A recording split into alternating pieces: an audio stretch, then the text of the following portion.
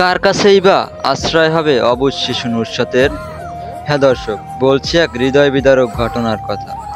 2 মাস বয়সী শিশু নুসরাত গত 1 ফেব্রুয়ারি নানা বাড়ি থেকে মা বাবা মামা মামির সাথে নিজের বাড়ির উদ্দেশ্যে রওনা হয়েছিল।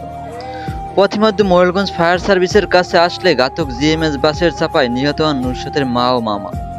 অলৌকিকভাবে বেঁচে যান নুসরাত। গুরুতর আহত হন নুসরাতের বাবা ও মামি।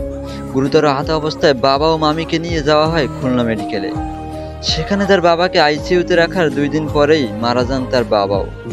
অথচ অবুঝ এই শিশু জানেই না তার মা বাবা আর এই পৃথিবীতে বেঁচে নেই। ঘটনাটি ঘটেছে বাগেরহাটের শরণখোলায়।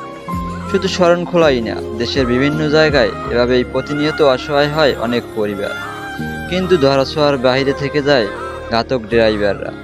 নুসরাত কি তার এই বাবা মা হত্যার বিচার পাবে? ঘাতক বাস ড্রাইভারের কি বিচার হবে? কবেই বা আমরা পাবো আমাদের সেই কাঙ্ক্ষিত নিরাপদ সড়ক?